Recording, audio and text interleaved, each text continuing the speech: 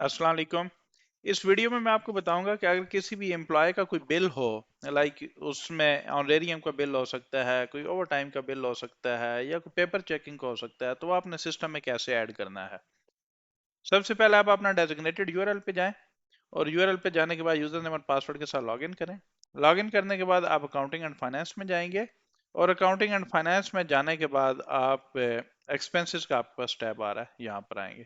अच्छा, इसमें अगर आप देखें तो मल्टीपल चीजें हैं, जो डिफरेंट टाइप के जो बिल्स हैं उनको हमने कैटेगराइज कर दिया है ताकि हमें यूजर रोल्स में आसानी हो कि हम जिसको जो एक्सेस देनी है वो सिर्फ उस एक स्पेसिफिक बिल की एक्सेस दे सकें। और डेटा एंट्री में भी जो अकाउंट्स में बंदा बैठा है उसके लिए भी फैसिलिटेशन हो जाए कि वो फोकस होके अपना उस काम को देख सके। सो अगर एक एम्प्लॉय है और उसका कोई बिल आपने ऐड करना है तो आप कंटिजेंट बिल में जाएंगे। कंटिजेंट बिल में जाने के बाद आपके पास अगर यहाँ पर जितने भी बिल आपने ऐड किए होंगे आपके पास उनकी लिस्टिंग आ रही होगी। से फॉर एग्जांपल हम कहते हैं कि हमने कोई नया बिल ऐड करना है तो हम न्यू पे गए। न्यू में सबसे पहली चीज है बिल नंबर। ये हम कोई भी अल्फा न्यूमेरिक अपने एंड पे अगर हम कोई नंबरिंग मैनेज कर रहे हैं तो हम यहाँ पे ऐड कर सकते हैं, बट बाय डिफॉल्ट जो सिस्टम है वो नंबर एक जनरेट करता है जो हर एक बिल के लिए यूनिक होगा। सो बिल की डेट हम देंगे, इसको मैं 123 A123 कर देता हूँ, एनी नंबर। बिल डेट हम उस पर कर देते हैं कि हम आज की डेट का बिल है। एम्प्लॉय की लिस्ट हमारे पास आ रही होगी, हम उसमें से चूज कर लेते हैं कि ये किस एम्प्लॉय का है। हम उसको वो चूज किया। अच्छा, उसके बाद टैक्स है। अगर उसके बिल पे कोई टैक्स अप्लाई हो रहा है, जीएसटी पीएसटी या कोई भी टैक्स हो सकता है, वो आप उस पे करेंगे तो उसके बिल में से चार्ज हो जाएगा। फिजिकल पीरियड बाय डिफॉल्ट आ रहा है, जो करंट हमारा ईयर होगा वो आ जाएगा 25-26 है। Cost centre. अच्छा, कॉस्ट सेंटर हमारा अगर हमारा जो किस कॉस्ट सेंटर के अंदर हम बुक करते हैं हम उसको सिटी कैंपस को चूज कर लेते हैं कि हम सिटी कैंपस में बुक कर रहे हैं। अच्छा, उसके बाद बिल लाइंस है। हम बिल लाइंस पे गए।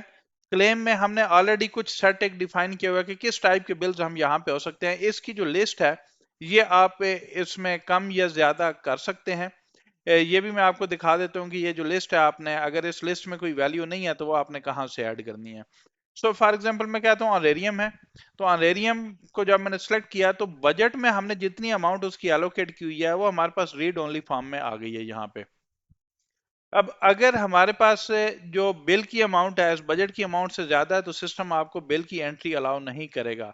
सो you need to make sure कि आपकी जो बिल की अमाउंट है वो आपकी अवेलेबल बजट से कम कम हो।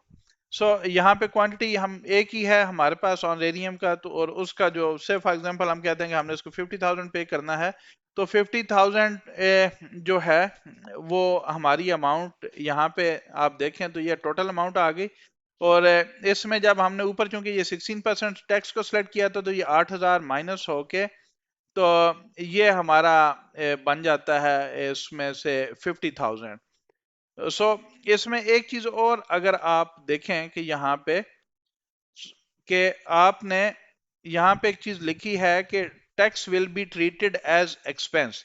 आपने जितना भी बिल दिया है ना इसमें ऐड किया है तो टैक्स की अमाउंट उस टोटल आपने पेमेंट उसको 50,000 की ही करनी है, लेकिन जो बिल की अमाउंट है वो उसकी आपके उस टोटल अमाउंट में से माइनस हो रही है। ये डिफरेंट केसेस हैं जो लाइक यहाँ पर टैक्स जो है वो एज एक्सपेंस ट्रीट हो रहा है। कुछ बिल की टाइप्स ऐसी भी हैं जिनमें जितनी आप बिल की अमाउंट डालेंगे टैक्स की वैल्यू जितना हम यहाँ पे टैक्स को सिलेक्ट करते हैं वो उसमें ऐड ऑन हो जाती है। ये डिफरेंट सिनेरियोज हैं, बट इस बिल की टाइप जो हमने कंटिजेंट बिल की सिलेक्ट किया है और एम्प्लॉय को सिलेक्ट किया है, अगर हम यहाँ पे टैक्स को चूज करते हैं तो debt tax will be treated as expense. अगर हम इसको इग्नोर कर देते हैं तो फिर हमारे पास इसको कैंसिल कर देते हैं तो वो हमारे पास पूरे के पूरे बिल जो है यहाँ पे टैक्स अमाउंट जीरो आ जाती है। ये था एक। इसको हम सेव कर देते हैं और सेव करने के बाद ये हमारे पास से जो है वो हमारे पास लिस्टिंग में आ गया। ये 123 का बिल था वो लिस्टिंग में आया। मैं इसको एक दफा फिर एडिट करता हूं, अगर मैंने कोई चेंज करनी है इसमें तो मैं इसको चेंज कर सकता हूं।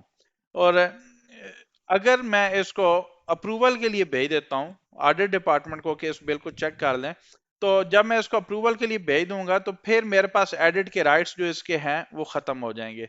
You need to make sure कि आप इसको अप्रूवल पे भेजने से पहले अगर कोई करेक्शन करनी है तो आप उसको कर लें, उसके बाद आप के पास इसके राइट्स खत्म हो जाएंगे, अनटिल अनलेस के ऑडिट वाला कोई ऑब्जेक्शन लगा के आपको दोबारा जब भेजेगा तो फिर आप उसको एडिट कर सकते हैं। सो मैंने इसको यस किया। सो यस करने के बाद अब अगर मैं इसको देखता हूं, 823 वाला जो बिल है, ये यहां से जो 823 का जो बिल था, हाँ जी, अब ये हमारा जो बिल है, ये अब यहाँ पर कोई भी सेव की ऑप्शन नहीं है, ये हमारा ऑडिट में वेटिंग फॉर अप्रूवल है। और जो उस पे जब ऑडिट अप्रूव कर देगा तो फिर ये आगे पेमेंट के लिए चला जाएगा। So you need to make sure कि जब आप बिल ऐड कर रहे हो तो आप उसको सबमिट अप्रूवल के लिए तब करें जब आपको मेक श्योर हो कि आपकी कोई फर्दर कोई चेंजेस करने वाली नहीं है। थैंक यू जी, थैंक्स फॉर वॉचिंग, अल्लाह हाफिज।